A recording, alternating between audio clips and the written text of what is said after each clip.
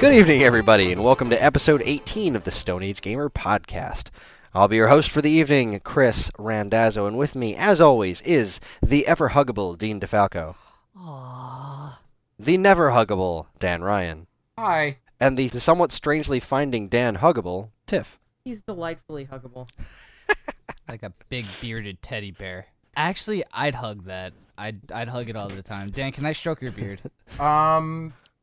Yeah? Yes! So, we've got a pretty fun show planned for tonight. We're going to do our usual What We've Been Playing segment, and then afterwards we're going to take a quick break, we're going to come back, and we're going to discuss our favorite Nintendo moments in honor of Nintendo's 125th birthday, Woo! which is a lot more years than I've been alive. Correct. Considerably. So, let's just dive right in, and why don't we start with, we haven't started with Dean in a while. Dean, what have you been up to this week? Oh god, the spotlight's on me. Well, actually, I really haven't had time to play too much this week. We started moving over in how we're recording the podcast for any tech people out there, and it's been a very, very interesting experience. If anyone listens to all our podcasts, we just did it on paper cuts for episode 9, and it came out dramatically improved.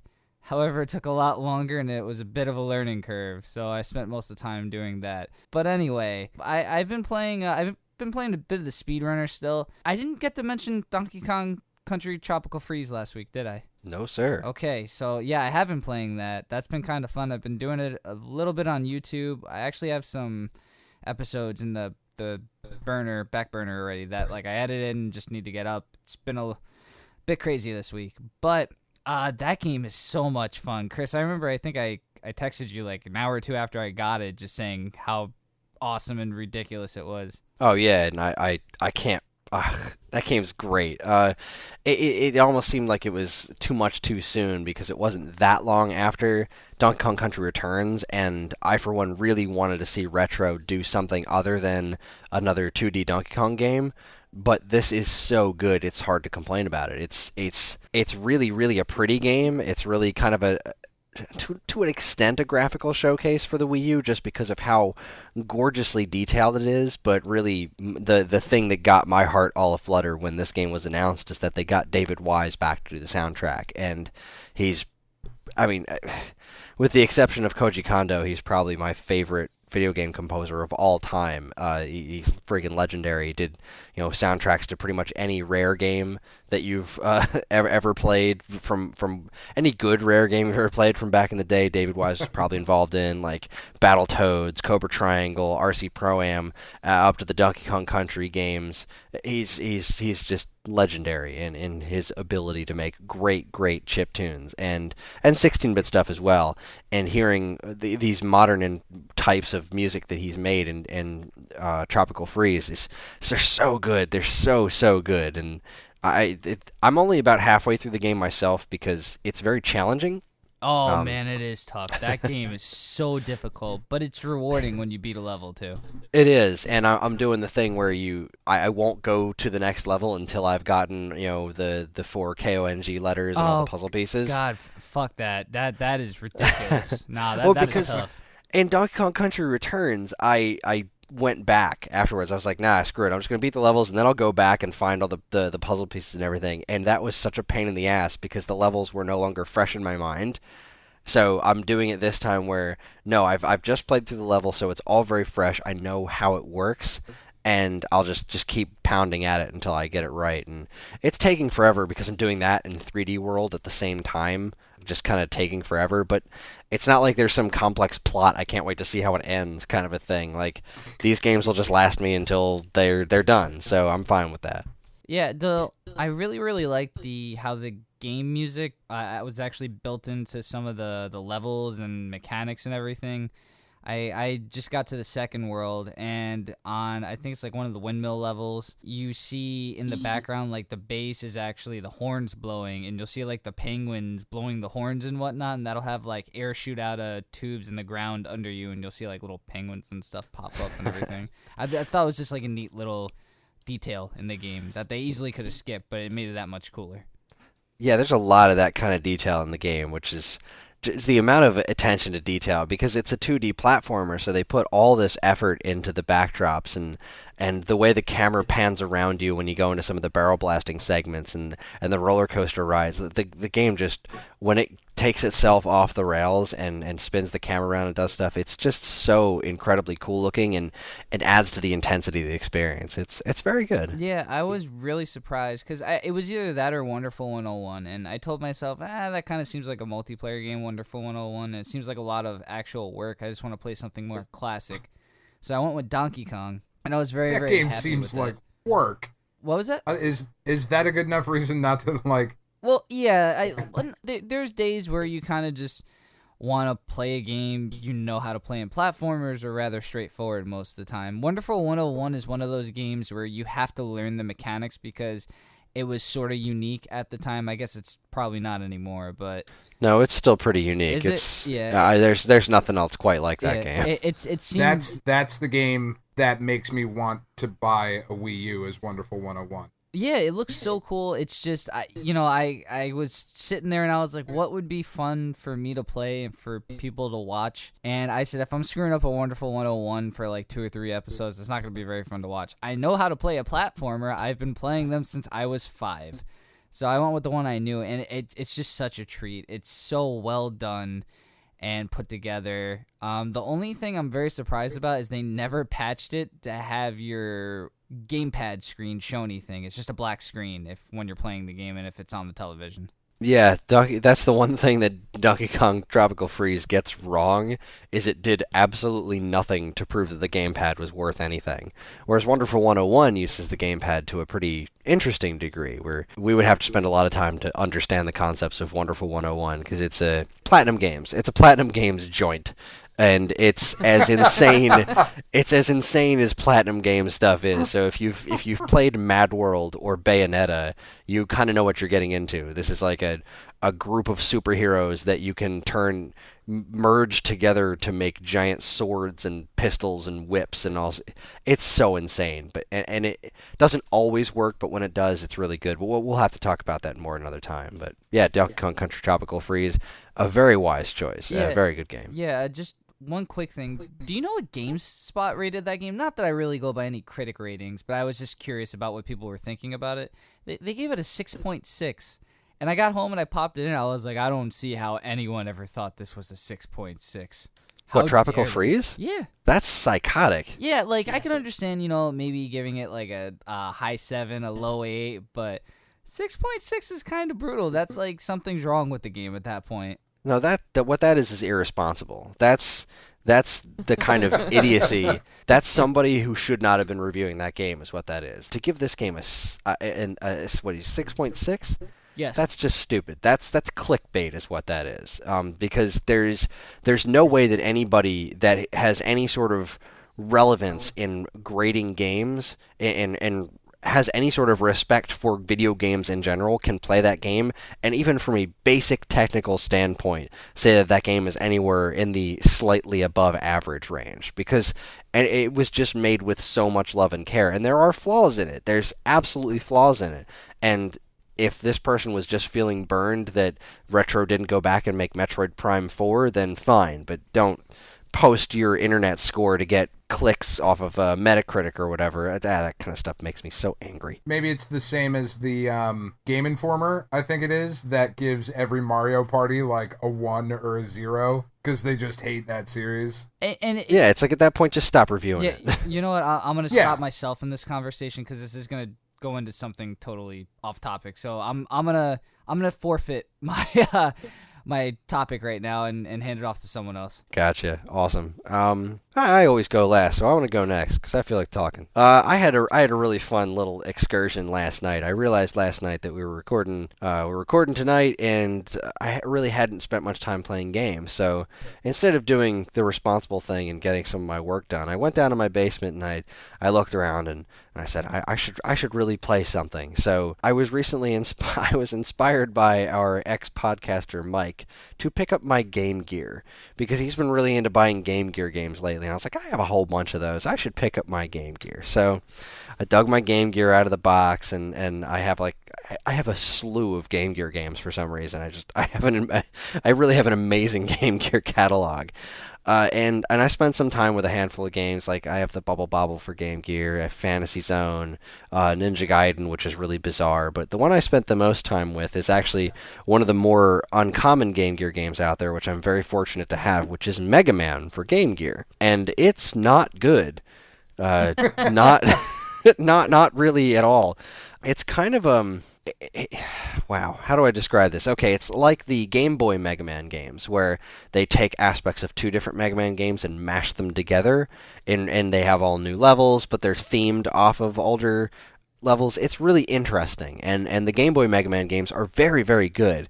Where this one falters is that it mashes up Mega Man 4 and 5, but it doesn't do a very intelligent job of it. The stages are just straight ports of the stages from the NES game. The 4 characters you choose from, 3 are from Mega Man 5, 1 is from Mega Man 4, which is it's really strange to do it that way. You've got Stone Man, Napalm Man, and Starman from Mega Man 5, except Starman is inexplicably green on the character select screen, even though he's gold in the stage, but whatever. And then you have Bright Man from Mega Man 4, and it's just their stage is straight.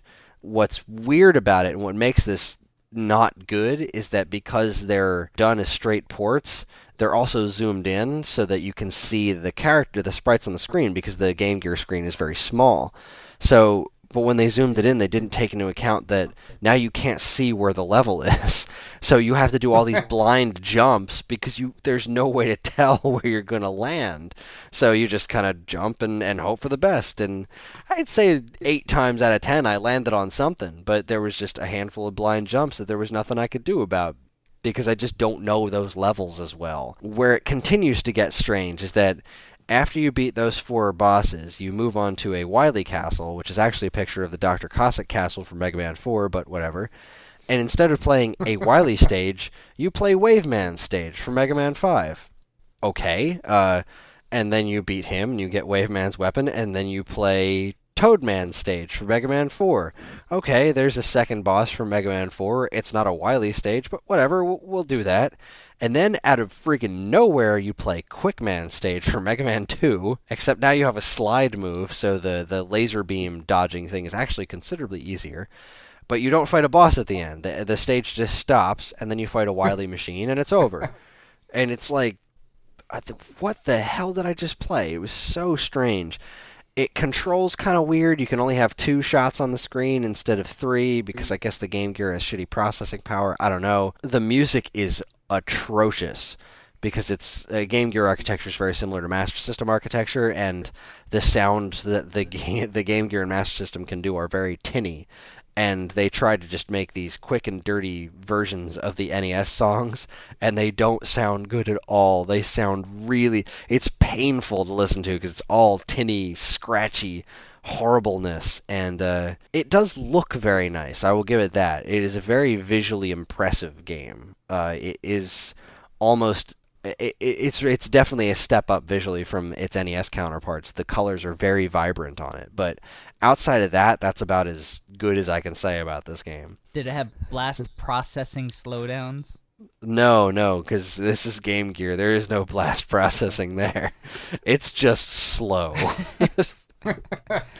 Oh, God. It was bad. But so to counteract that, after that bizarre experience, I plugged in one of my favorite Mega Man games that I think gets a tarnished reputation, and I still have no idea why.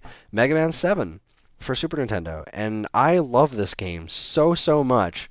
And it was the perfect palate cleanser after Mega Man for Game Gear. I hadn't played this one in a while, because it hasn't been, up until very recently, it hadn't been ported very well to anything. It was on the Mega Man Anniversary Collection, but it didn't function right. It had some weird speed issues, and the sound was all screwed up. And the Super Nintendo version is it's so lovingly crafted, and I really don't understand where the hate for this game comes from. But I didn't feel like playing it from the beginning, because the last couple of times I played it, I just started from the start and played the first 2 or 3 stages, and that was that. And I hadn't seen the back half of the game for a while, so I found this great website that generates passwords for Mega Man 7. You tell it what you want what you want to have, like what weapons you want, what stages you want completed, what special abilities you have, and then it generates a password, and it freaking works. So I'm starting at the halfway point of the game with all the power-ups you get at the end of the game, like the rush adapter where you rush like kind of turns into a jetpack that you wear all the time and you can fly around the stage, and the super grabber arm and stuff. It was really, really cool, and I played a couple of stages of that, including one of my favorites in the game is Shade Man stage, which is modeled after Super Ghouls and Ghosts. And if you press the right button combination when you select him, it actually plays the music from Super Ghouls and Ghosts for his stage. Oh, that's awesome. It's so cool. And then I had to go to bed because I was tired. But that was the majority of what I played. Although I will mention that today I finally got my hands on a Retron 5. So I'll definitely have that to talk about next week. That I'm excited about. That should definitely be an awesome topic to talk about. So that's basically what I've been up to. Tiff, what have you been doing? I have been playing Octodad, Dadliest Catch. Oh, cool. That game's so cool. Which, I want to try that so bad.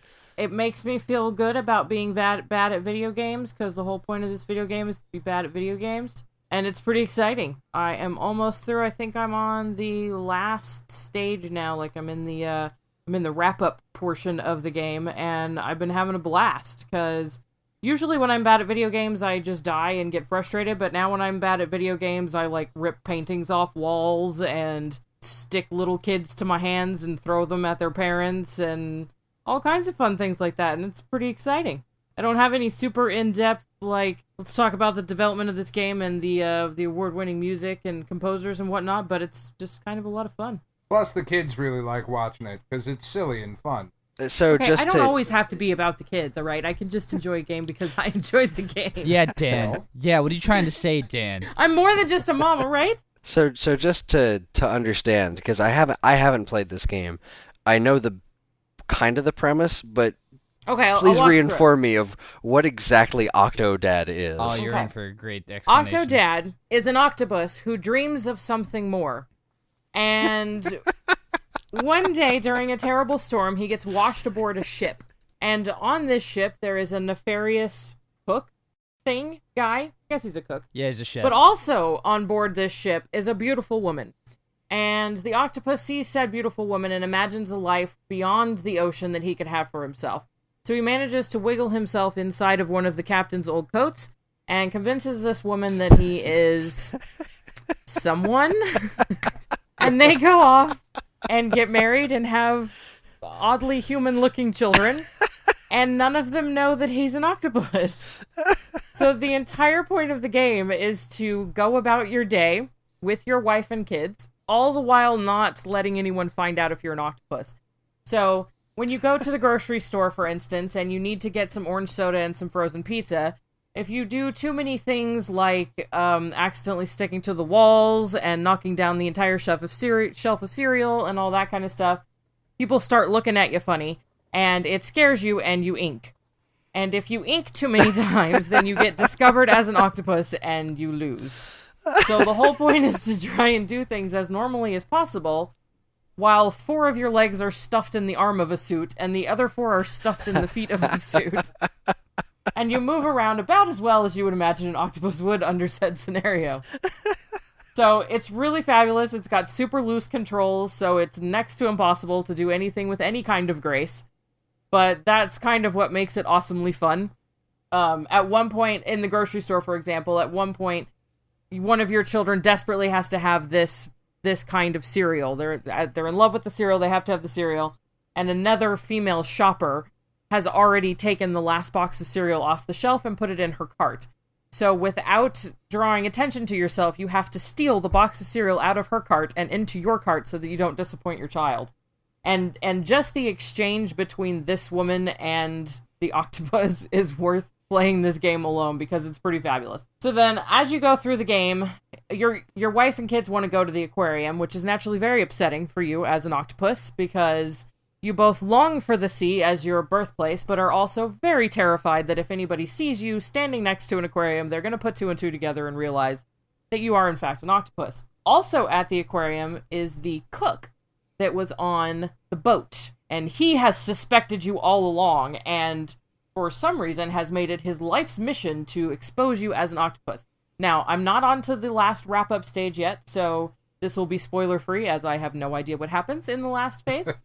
I'm going to go ahead and assume that at some point, Wifey figures out that he's an octopus, but we've yet to discover. And it's just, it's really well done, because just when you get to the point where some of the novelty of walking around as an octopus is starting to wear off, it kind of changes, because at that point, you get knocked into one of the tanks, one of the aquarium tanks, and you have to swim instead of walking around. And the swimming dynamic is completely different from the on-land dynamic. And it's very floaty as, well, yeah, he's floating.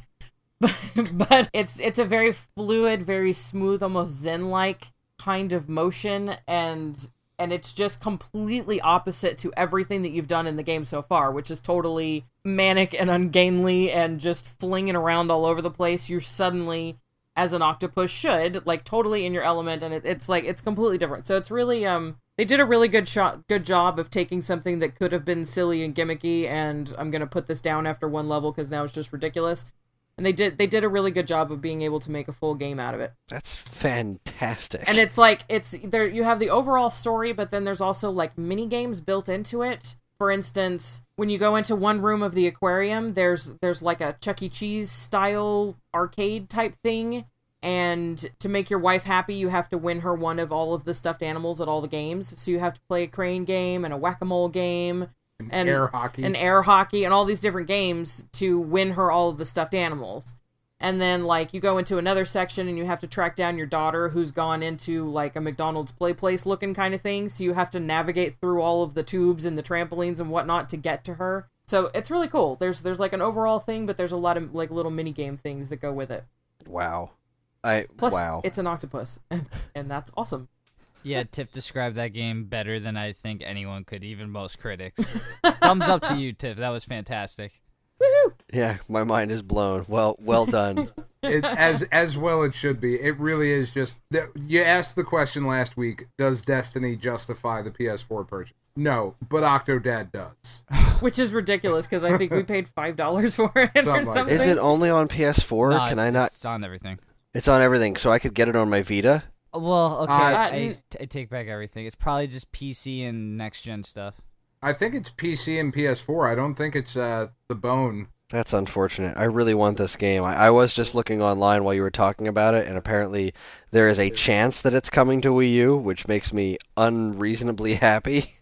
I can't think of anything more... It would be maniacal to the point of, like, I don't know, starting World War III to try and control this octopus with a Wiimote. That would be like, you would end up injuring yourself, I think. It's almost insanity watching me try to control it with a controller, because I'm into full body gaming, so I have to walk around the room and things while I'm holding a controller. If I was actually trying to do that with a Wiimote, I might break things. Well, I don't imagine that it would be a Wiimote controlled thing, as most games on Wii U are not Wiimote controlled. That would be hilarious. Oh, but it would be hilarious if you had to string 8 Wiimotes together to play. That'd be great. I'd pay for that. Like, I'd pay when I see that. Surprisingly enough, for the ridiculousness of the control of you have 8 legs stuffed into 2 arms and 2 pant legs, it controls really well. It does. I would say the first stage, which the first stage you wake up in your house, and for some reason it's morning time, you've all just woken up, but you have to put hamburgers on the grill for some reason, because apparently your kids want hamburgers for breakfast. And chocolate milk. And what you do around the garden, like your household chores before the actual game really starts, is kind of your training, because you have to like mow the lawn and pick the weeds, and then like you knock the birdhouse down and that has to go back up, and then you have to get something out of the shed. And that really kind of trains you on how to kind of move around and what sticks to you and why. And it does a really good job of doing the tutorial without it being a tutorial so much. And really once you get through that and like get through those objectives and chop the wood and make the hamburgers and whatnot, you really start to kind of get the hang of it. It's very strange to think that you could get the hang of such a thing, but you really kind of start to, and it's really not as frustrating Like, it starts out looking like Surgeon Simulator, and you're like, there's no way I could get through an entire game of this. This is insanity. But it's very, very intuitive, so you really kind of get the hang of it. And it is ridiculous, but there's sort of a method to the madness. That's fantastic. I'm looking at the official tagline for the game is Octodad, loving father, caring husband, secret octopus. Well, and the theme song is so oh my god, it's just like the main chorus line is Octodad, no one suspects a thing, and it's in like this kind of pseudo surf punk kind of vibe. It's just awesome. That's wonderful. Well, thank you for sharing that with me. I am now looking forward to any opportunity I can get to play this game. Can we skip Dan? Because obviously he can't top that. No, I really can't. Can we edit me before Tiff? No. Let's have this be as embarrassing as possible. Dan, what have you been up to? Well, I haven't had tons of time to play this week again, unfortunately, because life and whatnot. You guys do know that we are on a video game podcast, right? I know. Like, theoretically, you guys are video game players. I play video games, but the problem is that I play the same video games a lot, and I'm sure you guys don't want to hear me go on and on and on about some noobs in Dota that I pwned. GG Yellow Swag 420 comments later, I won the game. So yeah, you guys don't need to hear that every episode. I've been playing this new thing called Super Mario Brothers. It's pretty sweet, but you can't run to the left, which is kind of frustrating. What would be the score that you give that, Dan? Super Mario Brothers 6.6. Oh, all right. No, what I have been playing this week in between bouts of Destiny, which is still really, really awesome. I got this game a while ago on the Vita for, I think it was like a 99-cent flash sale or something, and it was Flying Hamster HD. And you call a game Flying Hamster and then put HD after the title and put that on there for 99 cents, and mister, you've got yourself a purchase. They said better feature high-definition hamsters flying. Oh, absolutely. The game does. And indeed it does. And indeed, the game does not disappoint. Let me go ahead and read the story to you real quick. It'll just take a second. There's a story. Yeah. Oh yeah. It's brilliant. Go on. Newton the hamster is having fun on the beach with his friend Sookie when they discover a mysterious golden seed. As Sookie was holding this very shiny seed in her hands, suddenly a crazy eagle comes from nowhere and kidnaps her, carrying her high into the sky. Newton quickly gathers all of his courage and begins work on an improvised whirlybird made from a natural green chute and a tight belt. Then adding the final touches of an old-timey leather helmet and some flight goggles, just because it's stylish, he's now ready for action. Fly, Newton, fly, go after your girl, and get back your golden seed. Dan, if you read that Sold. with any more like sarcasm, it would just fall off the bone there. Sold. Sold. Sold. So the game itself is incredibly vibrant, and it looks like a Disney cartoon on lots and lots of acid, because literally you are a hamster wearing flight goggles with some leaves attached to a belt that whirl around, and as you fly through the game, it's a side-scrolling shooter. You spit at the enemies, and the enemies are made up of a cow who machine guns milk out of its udders, robots. Let's see, there are cats that jump up and throw balls of yarn at you. There are chickens that lay exploding eggs in the air. There are bears that pop out of the ocean and throw salmon at you. This is an active beach. Yeah, it's a very active. I don't think we should go to this beach. There are, one of the bosses in the game is a biker mouse. He's wearing all black leather. A biker has a mouse nice big from bright. Mars? I don't know if he's from Mars. I kind of thought he might be, but he's a little. Yeah, I was thinking of Ralph, the motorcycle riding mouse. Man, He might be Ralph. no one got But that.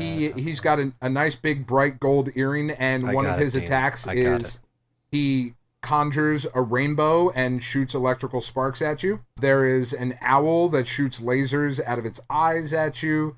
There are penguins wearing pharaoh headdresses. It's Well, that is just completely illogical. all of it is insane. I feel like you've played a good amount of this because you described a lot of different animals doing a lot of different That's just things. level 1. Yeah, you don't even that's know. like level 1 and 2. I checked out after bear throwing salmons. I was like, you know what? I wouldn't be too mad if a bear popped out of the ocean and he's like, hey, it's a salmon. There you go. I'm like, oh, well. Leaving aside the fact that salmon don't live in the ocean. Well, yeah, there is that. Why you gotta ruin it? Okay, fine. He threw a Do you halibut. honestly think he got the salmon in the ocean? No, he got the salmon from the river and then went to his home in the ocean. Jeez. Okay. Don't you know anything about bears? Literally. Just in case a hamster came flying by, it's like, I'm going to chuck this fish at him. And I know that because I watched the documentary Brother Bear. Documentary. But, like, it's just, oh, God, it's just so weird. It plays really well for the mania that it is. Like, it is a really good side-scrolling shooter. It's not, like, R-Type free or anything, but it's really fun. Like, there's some silly power-ups that you get. Like, as you're flying through the level, there are sunflowers that you can, like, eat the seeds off of, and then you spit the seeds at people. And there's, when you're flying through the Tokyo level, where you're fighting, like, robots and stuff, people will be standing there, like humans with trays of food, and you can fly by and grab some exploding octopus that you spit at things. You can go over some glasses of beer, and then you spit beer at like, it's just this really strange, but really wonderful and really charming kind of, like, because the hamster is so cute. He looks like He's so adorable. Super Monkey Ball monkey. He's got like the swirly ears and the big eyes, like Super Monkey Ball. No, just me. I don't Never know mind. any of those monkeys. Well, they're adorable and they have twirly ears, and that's what Yes, he looks like. yes, they do. I don't know. I'm bewildered. It's really fun. Like, I'm just bewildered. it's I played on the Vita. There's an iPhone version. There's an iPad version. It's still super cheap. Like, I think full price for the game is $2. It's not a very expensive game. Highway robbery.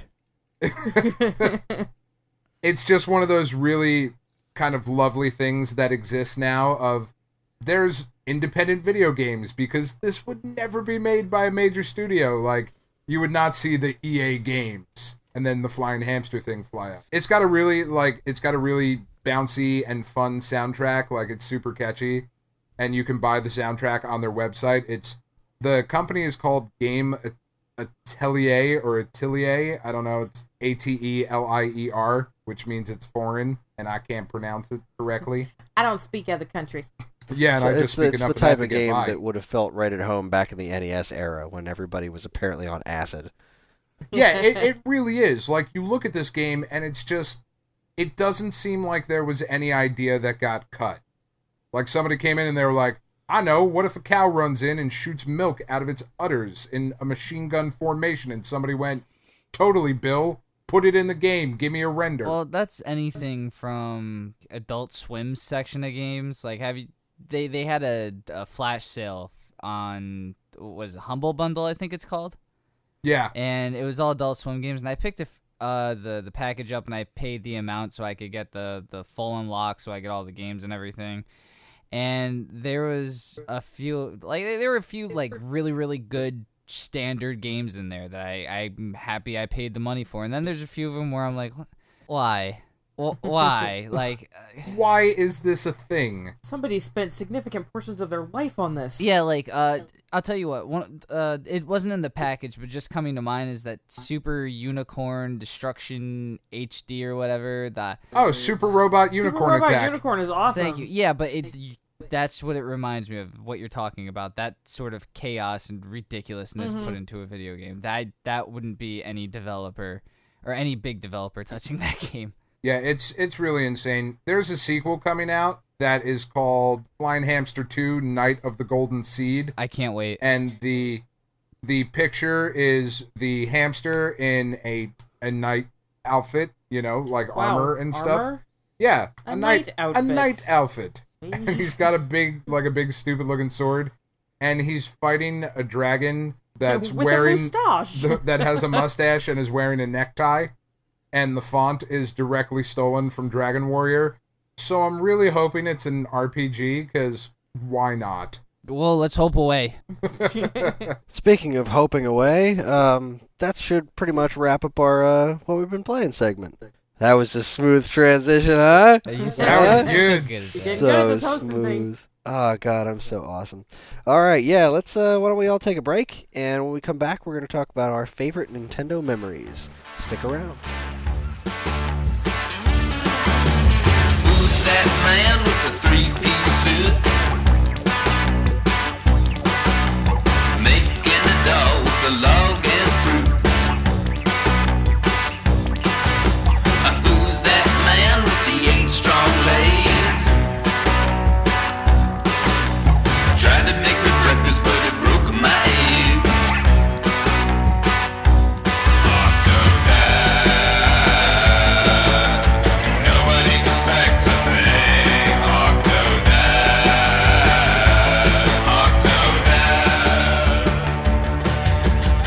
Welcome back, everybody.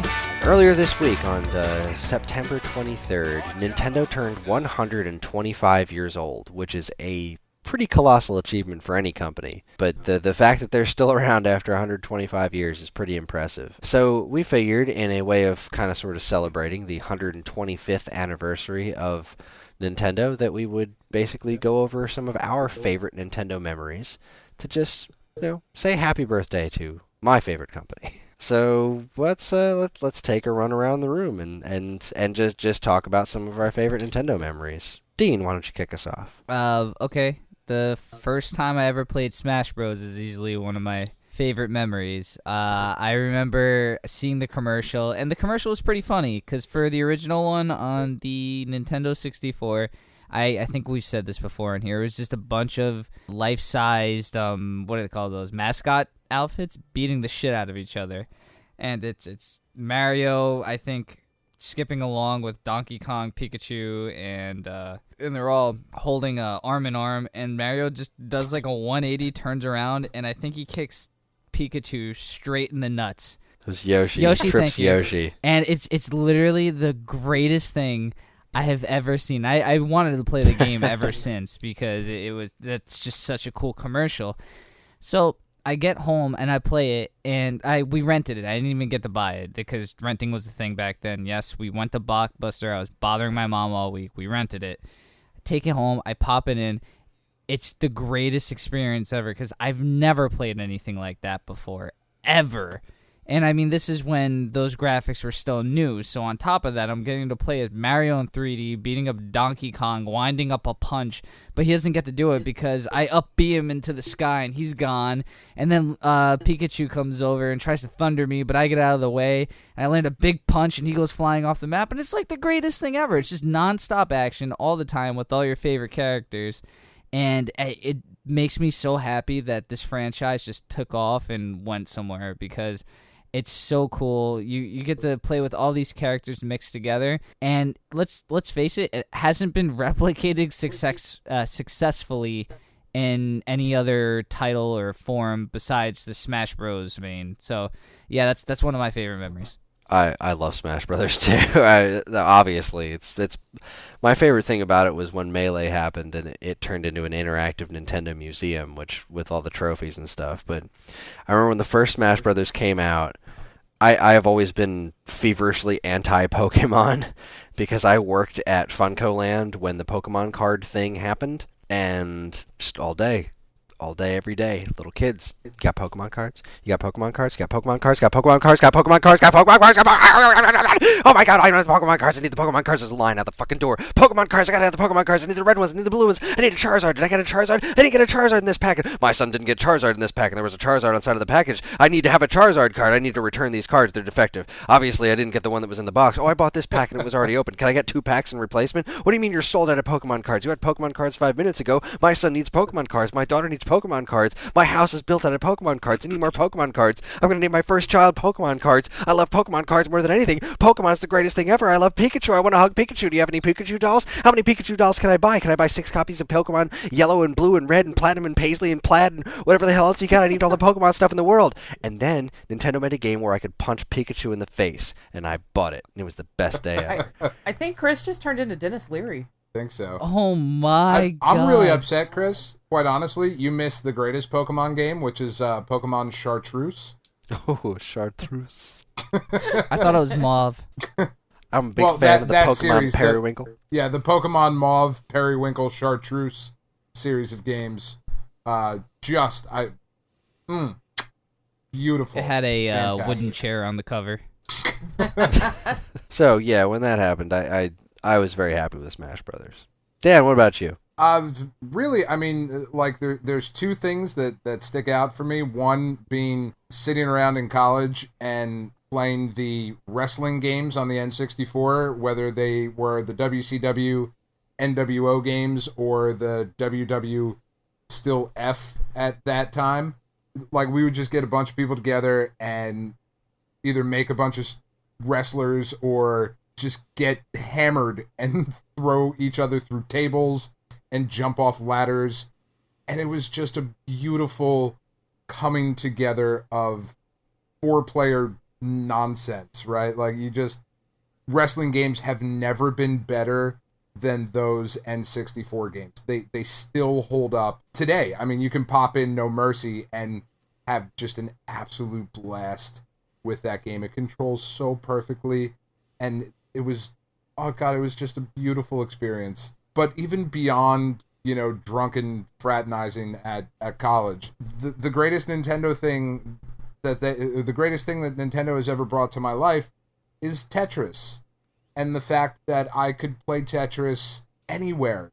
That original Game Boy Tetris cart is the greatest game ever made. And they allowed me to take this game anywhere I wanted, and I could play it in bed with the big stupid magnifying glass that I had for my original Game Boy and the big flippy out speakers and the light that makes your Game Boy totally not portable anymore. That makes, like, I have so much shit on my Game Boy I have to plug it into the wall now. Introducing the Game Boy Home Theater, only $99.99. Seriously, right? But oh god, it's just this incredibly perfect coming together of a technology and a game at the time, and still to this day, I probably have played that game and will continue to play Tetris more than anything else, because it worked all the way up until my Game Boy Advance SP Nintendo Edition, and it still goes into the bathroom. That it's the perfect bathroom game. It's the perfect laying in bed game.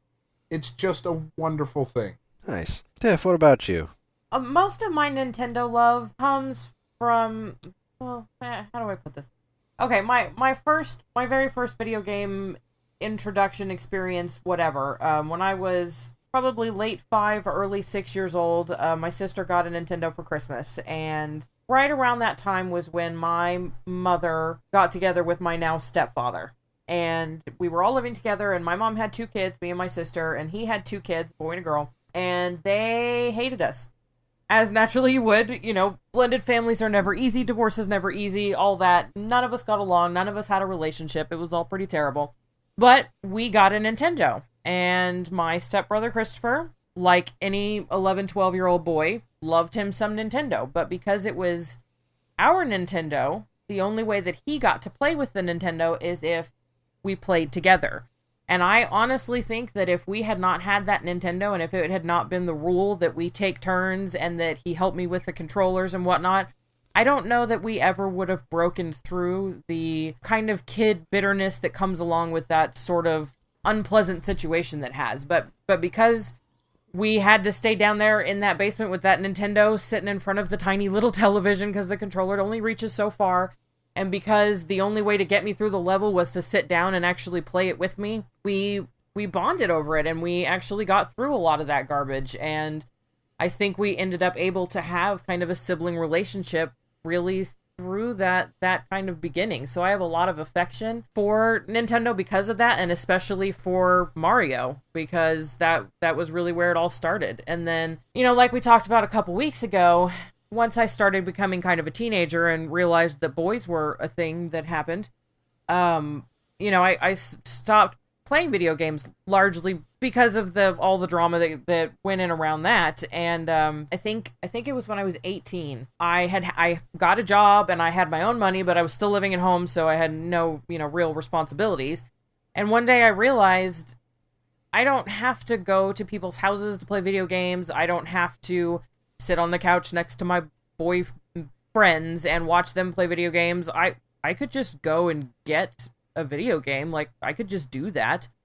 And I got up that day and went down to KB Toys, and right there in front, not only was there a Nintendo 64, but there was an orange Nintendo 64, and I was in my orange period at that time. I was really into orange. I had some orange tennis shoes that were kind of my signature look at the time, so it was calling to me. And then right above that orange Nintendo was a giant glossy cardboard cutout of Majora's Mask. And I had been so kind of like out of that realm that I was not even aware that there was a sequel at that point. I had no idea it was happening. It was just the greatest thing ever. So I picked up the orange Nintendo 64 and I got Majora's Mask and I got a green controller, and I went home and I started playing video games myself. And it was kind of one of those moments of, I don't have to be anything to any other person. I can be into this and I can do it on my own, and I'm a strong, independent black woman, and I can do whatever I want to do. And I really credit Nintendo for getting me back into that, and for getting me to realize that at that point, I really started putting away all of the trying to be a certain kind of thing to certain people at certain times, and that really kicked off kind of the era of I'm gonna do me kind of thing, and I'm gonna give that credit to Nintendo. That was way more insightful than my playing Tetris while I poop story, honey. Well, but that's the thing, and that's what makes Nintendo more than just a video game system. That's what makes Nintendo part of like our fabric as a culture, because it's so prevalent. I mean, there's when I was a kid, there weren't video games. There were Nintendo games. I mean, it was a long time before I even realized they deserve a lot of credit for that. Yeah, I mean, obviously, I agree. Well, we all know you agree. Yeah, but yeah, they really just do deserve a lot of credit for. I mean, that company has such a fascinating history.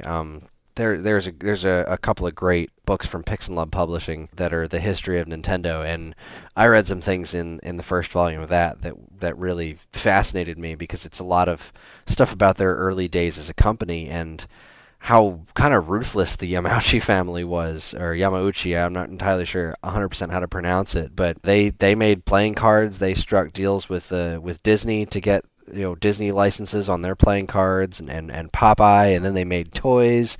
They invented the Love Tester toy. They made so much crazy stuff, and there is a logical progression from cards to video games, and the fact that they had the wherewithal to get video games back into toy stores, back into department stores after the great Atari crash, that when the entire industry, just the bottom fell out, and Nintendo made that little Rob the Robot, the robotic operating buddy. I mean, its only purpose, like, those games were just total throwaways. The purpose was so that they could sell it as a toy instead of a video game system. And they didn't, put video games anywhere on it. They called it the Nintendo Entertainment System. Like in Japan, it was the family computer. And, they threw this little robot in the box so they could market it to Toys R Us and say, no. See, it comes with a game, but the point is this robot. The robot interacts with the TV, and they slide Super Mario Brothers into your life and say, oh, well, we'll check this one out. And then all of a sudden, oh, wait, video games can be good. And this is all, they made this happen, and they deserve the credit for that. And all the moments that they've created with these characters and these worlds that they've built and stuff throughout our lives are what makes them ingrained into our pop culture society. I mean, like you said, you didn't play video games, you played Nintendo. Them finding their way into kids' minds. I mean, really, that's that's kind of where I would go with my favorite Nintendo memories. I mean, I have specific examples, but to start, I've used the terminology before that Nintendo was my Disney when I was a kid. There was something about the worlds that they created with Super Mario Brothers and Legend of Zelda and Kid Icarus, Metroid, and third-party stuff as well, like Mega Man and Castlevania. But mostly the Nintendo stuff, like you bought a Nintendo game or you got your Nintendo Entertainment System, and they came with those posters. And I remember seeing this poster with the exploding metal, and it says, "Now you're playing with power," and there's all these different screenshots of these different types and colors, all these great-looking games, and I remember really wanting I wanted to try all of them. I wanted to get my hands on every single one of those games, and some of the ones that, like, my rental stores didn't have, for example, Metroid and Kid Icarus, and so there was this mystique around those games because, wow, those look really cool in screenshots. And I also remember having these Nintendo calendars when I was a kid that had these really wild-looking 3D renderings of all these different games, and Kid Icarus was in there, and Metroid was in there, and the mystique that was around those games when I finally got them was just like, it blew my mind. And it was that world building that they did, Punch Out and those giant goofy characters, and Excite Bike and the wonderful music that accompanied stuff like that. Even weirdo games like Ice Climber or Clue Land that were just these bizarre concepts, but they looked so interesting and unique. And after coming off of Atari games, which were they captured my imagination first, between looking at the box art and looking at the games. And we've spoken about this on the show before, but the Nintendo Entertainment System was where they really started to look like things, and you still had to use a considerable amount of imagination to get from the images on the screen to the artwork that was involved in the instruction manuals, or even things like the Super Mario Brothers Super Show or Captain and the Game Master, these ultimately terrible cartoons, but I loved them. Dare you? How well, very excuse dare you, good sir. Me, princess. Oh, come on. Mother Brain was the same voice as Audrey, too. Yes, I was just talking about this earlier. How King Hippo had a blue just these saggy blue boobs, and Mother Brain was a sassy black woman. Mega Man was this creepy little troll with a super deep voice. Pit was renamed Kid Icarus and was a weirdo kid just with this stupid emo haircut and just speech impediment. Emo. That was a mullet. No, because he had the Bieber thing going on. It like covered one of his eyes and went really long in the front and was really short in the back. I mean, come on. The world is too harsh to look at through both eyes. I mean, you got to give him that. That's true. It really is. And his wings worked in that, which they didn't work in the game. And then you had like the Game Boy as a character, because why the hell not? And Simon Belmont was basically the narcissist. Yeah, what was that Smurf. about? So that was the biggest character departure of all of it, I think. It was It's like this over-tanned, blonde California like, how did narcissist. Simon Belmont just turn into Dudley Do-Right? What is happening? It was so bizarre. If there is justice in the world, they will remake Captain and the Game Master. But like a gritty reboot? No, and Patrick Warburton will be the voice of Simon Belmont. I agree. I love it. Let's do it. He will basically just play Kronk from Emperor's New Groove, and it will be the greatest thing ever. In fact, if we could just get that show, well, we can't, with because, him redubbing all of those lines. He's busy now because they're bringing the live action TikTok. We covered that on. Can't believe that's If you would like a happening. more in-depth discussion on the Tick live action show, check out this week's episode of the Paper Cuts podcast. Flawless, Dan. Flawless. In fact, Nice. Thank you. nice. You're getting better. Yeah, right. All right, so Sorry, bringing sidebar. it back. Captain N's the best thing ever. To bring it back, I mean, they got me at a young age, and then all the things that they did, specifically, all right, so Nintendo Power was a thing, and I adored that magazine to death, and I never had a subscription myself until way later in life, so I'd always have to go to my friend's house and read it. And as much as I loved the Nintendo Entertainment System, when The Wizard came out was probably one of my favorite pieces of Nintendo history.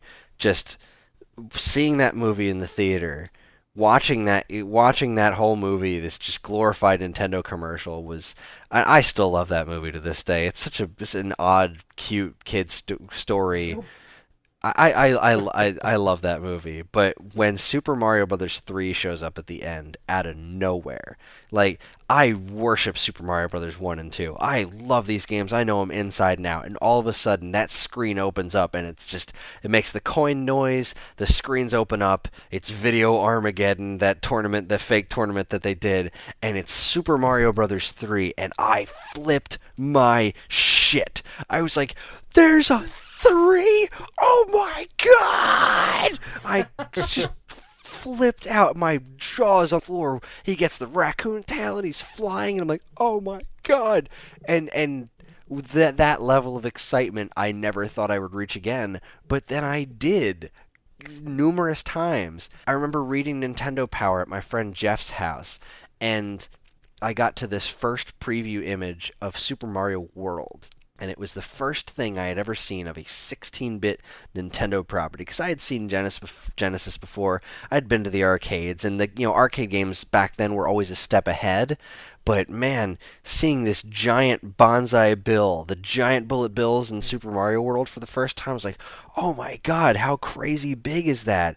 And then when I finally got to play the game, leading up to it, the TV commercial for it, which is still my favorite TV commercial of all time, it just had this great announcer showing all these amazing looking videos of Super Mario World. Suddenly the jumps are higher, the graphics are cooler, the road's a little bumpier, the dark is scarier and whatever, and then it all culminates and suddenly the world a more exciting place to be. And it's the ending of the game basically being spoiled on the commercial, but it's the princess kissing Mario on the nose and the heart firework going off in the background, and then this says, Super Mario World comes only as part of the system it was created for, the Super Nintendo Entertainment System, the next generation from Nintendo. And they show this big line of games next to the Super Nintendo, and my heart just explodes in my chest, and I'm like, I need this so bad. I never needed anything in my life more than I needed the Super Nintendo. And then I got it, and Super Mario World was amazing, but nothing could have prepared me for A Link to the Past.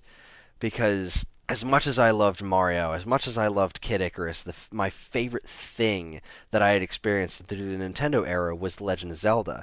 I was kind of scared of the game when I was really little because my sister would play it with her friend, and the music in the dungeons was so eerie, it was so atmospheric, and unlike anything I had ever heard coming out of a video game before, which is something Zelda's really known for, is audibly being very different from anything you had ever heard coming out of a game. And I remember being genuinely spooked by it, and then I eventually played it myself, and I learned you could go anywhere. It was a complete open world experience. If you wanted to go straight to level 8, you could do that. You found a candle, you burned down a bush. Oh shit, I'm in level 8. I haven't found level 2 yet. And I am crazy outmatched in here, but you can fight your way through it if you really want to.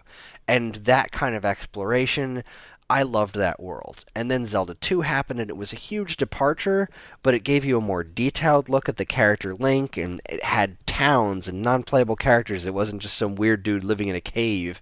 And it was insanely difficult and introduced all these new items. And then I got the Super Nintendo, and there was a poster that came with it like the other one, but it had far fewer games, and one of them was Zelda 3. And I remember looking at that image, and they went back to the top view, and I was like, oh my god, this looks amazing. And as soon as it came out, we got it straight away, because that was my game. The system came with Mario World, my sister got F-Zero, but I wanted Zelda 3. And so we held out for my game to go with the system until that came out. It came out, I put it into the system. The Triforce comes in from all angles, and you see that gorgeous title screen where the sword comes down from the top and the lightning bolt strikes, and it plays this amazing music. You press start, and it goes through this whole story sequence, which was outside of something like Ninja Gaiden, was totally unheard of. It was so in-depth and so well written and had these great pictures in the background, and it really did this amazing job of setting the stage. But what really, really blew my mind, what just absolutely nothing had ever come close to this before, was you start the game, you meet your uncle, he walks outside, you walk out after him, and it's raining.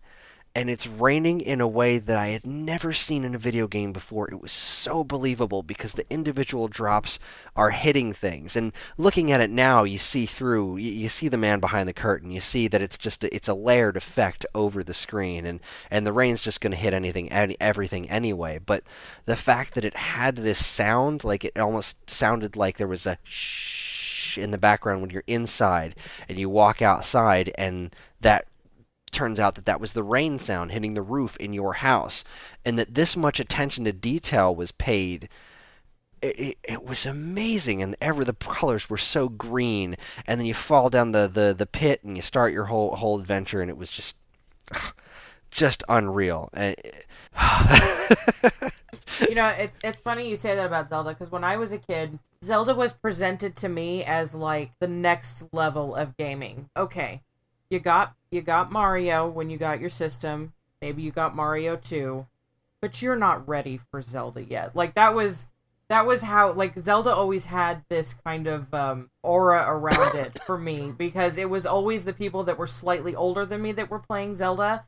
And really, it was just that I was too young and wasn't very good at them at the time, so why are we going to spend that kind of money on new cartridges when I would just be like, ooh, look at the dancing pixels.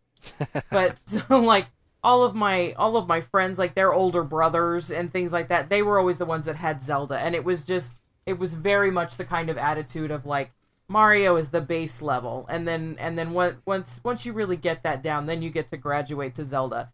So Zelda always had this, I don't know, it was I had always had it up on such a pedestal, and then, you know, by the time I actually got around to having it on my own, and I had Ocarina of Time and then Majora's Mask, it was on such a pedestal, and there was really no way it could have lived up to all of that, and it did, and then some, because Ocarina of Time, for my money, is the best video game that there ever has been. Yeah, Ocarina was really something special, but before Ocarina, I had one more experience on Super Nintendo that was unlike anything, and I think I mentioned it on the show before, maybe back in the first episode, but I mentioned earlier the mystique that I had around Metroid, and when I finally did get Metroid for NES, it was later, and I remember having such a hard time playing through it because it was so difficult. But with the help of Nintendo Power, I made it through, and I defeated Mother Brain, and then they set that bomb, and you had to escape before time ran out. It's like, you beat the last boss, that should be the end of the game, but no, you've got to escape! And then you escape, and you see the ending, and you find out Samus was a girl, and I'm like, wow, just wow, this was really cool. And then since I got it so late, it was very close to when Metroid 2 came out.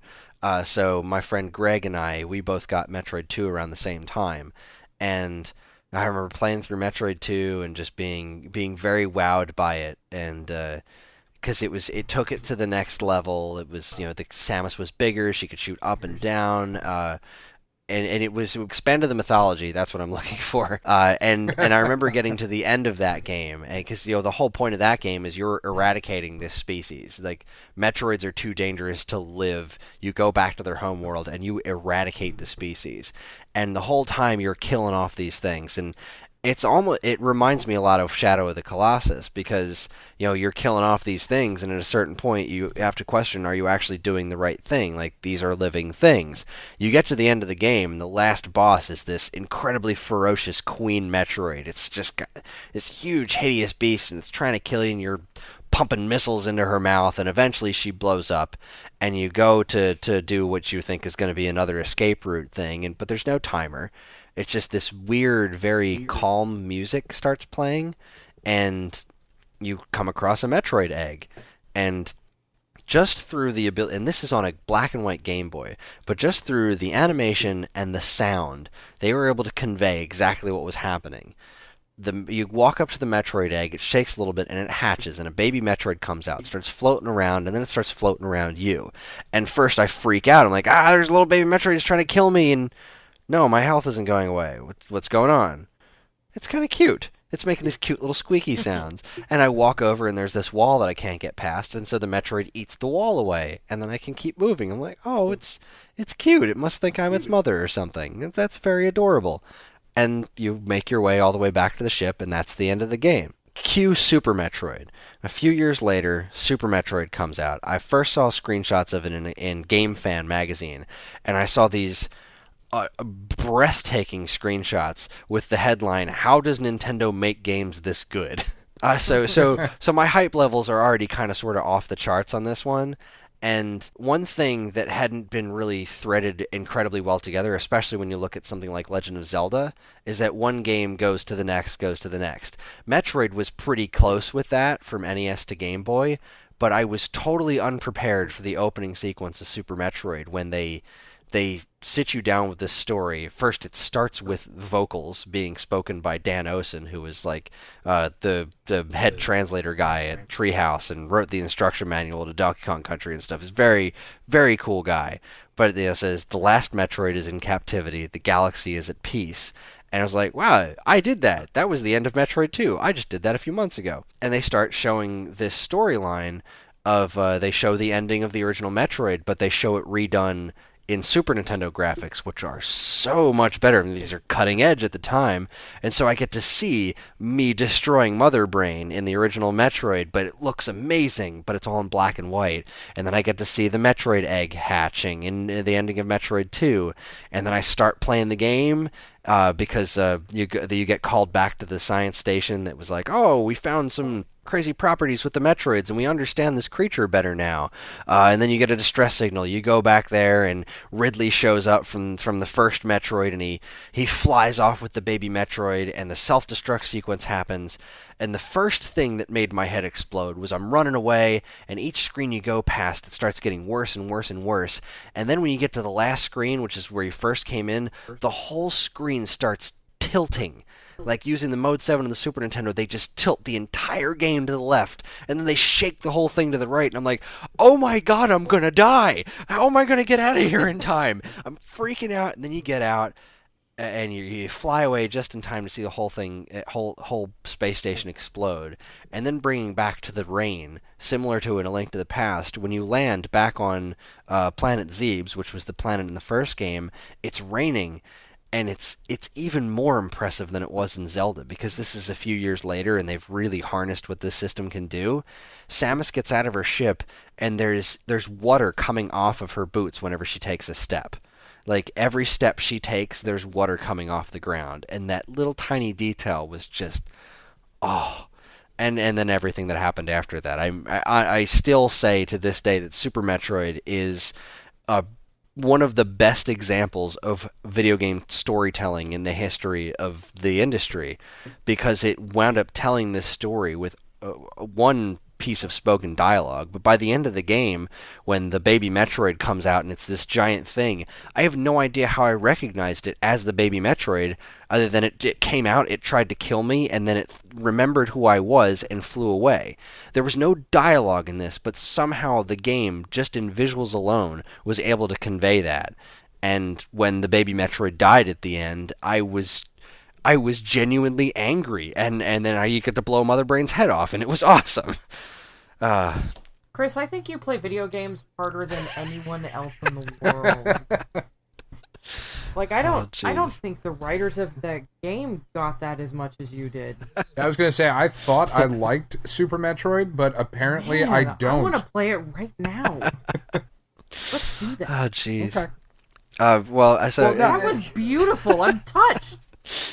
I just thought it was a cool game. I had no idea it was like this existential life plan. That was amazing. I don't even know what to do with my life now.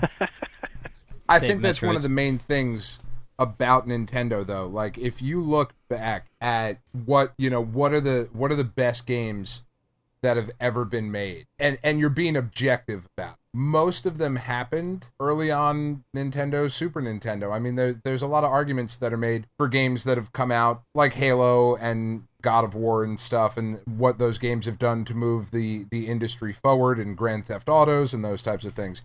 But the single best games are largely due to Nintendo putting the Super Nintendo out and the NES out. I mean, especially in my mind anyway, the Super Nintendo, like you said, Super Metroid is just this unbelievable experience. Final Fantasy III is... Oh, damn. Yeah.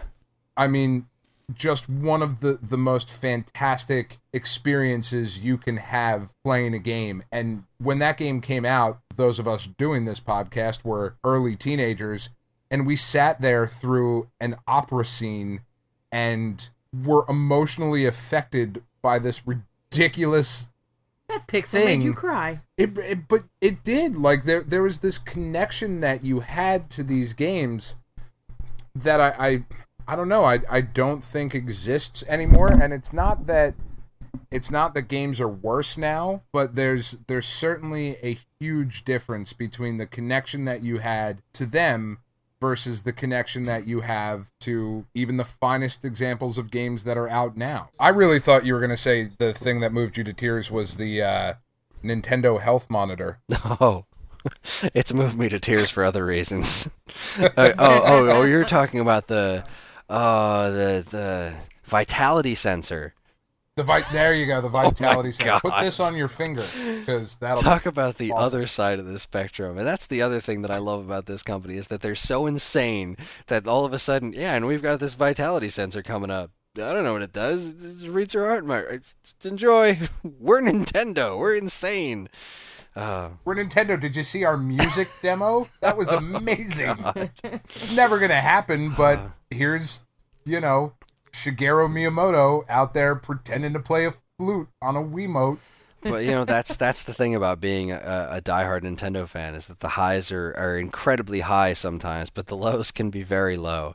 But even when the lows are low, they're always interesting. But that's our way of saying happy 125th birthday, Nintendo. Thank you for providing all of our lives with a little bit more enrichment and making me the unfathomable nerd that I am.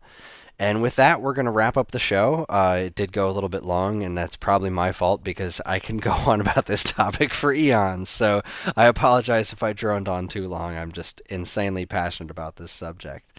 Does anybody have anything important to plug before we move on? Well, yes. You can check out our friend's store if you are in the Woodbury, New Jersey area, which I know really kind of limits this to a certain group of people. But if you are in the South Jersey area, you need to stop by Tiki Tiki Games in Woodbury, New Jersey. This store, it's run by, full disclosure, a couple of friends of ours. They make video games in the back room, but in the front of their store, they sell board games, and they sell new board games, which is cool. But the coolest part about it is that they have a ton of old board games, previously used or previously loved board games. And they're tested and checked, and all the pieces are there. And if they don't have all the pieces, they have a 3D printer. So they'll make the pieces and put them back in the game. Most of the stuff is like $6 or $8. We were in there today.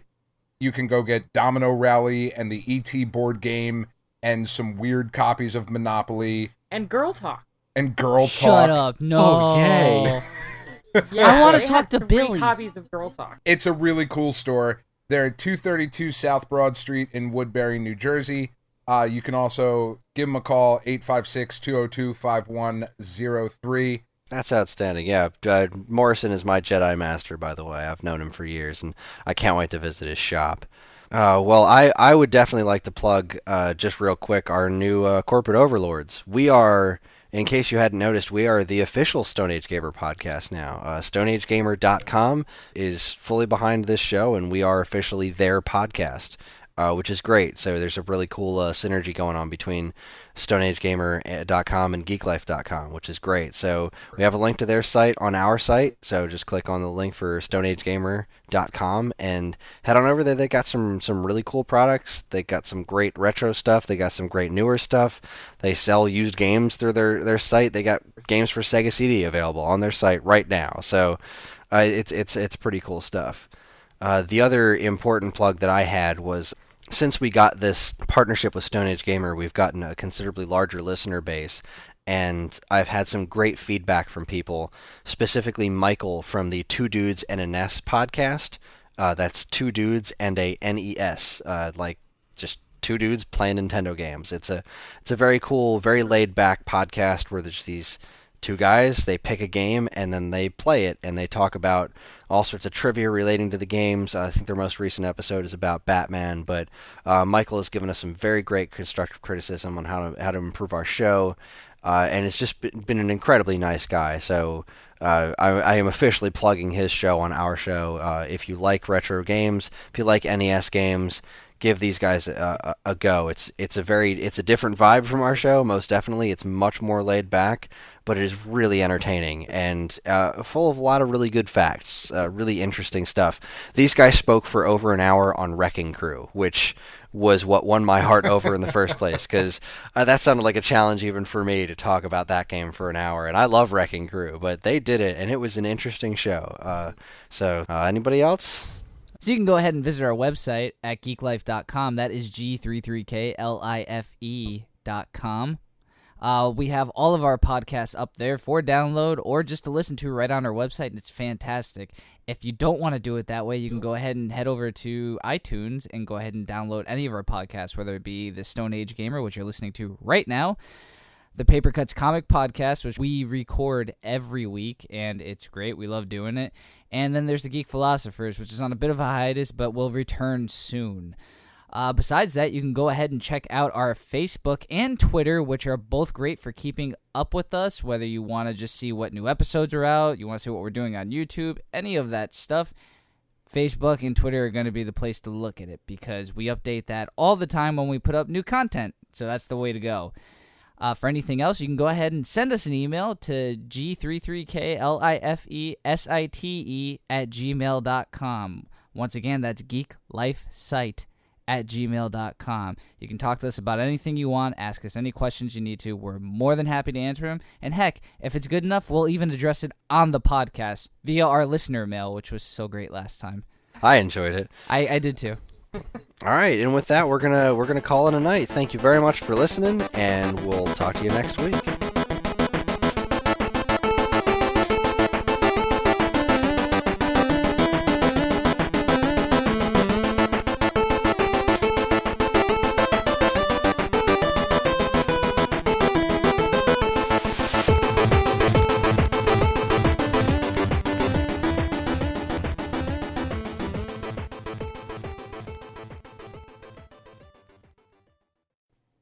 Okay, I'm gonna go grab a I'm gonna go grab a fish apparently, because that's what it sounds like.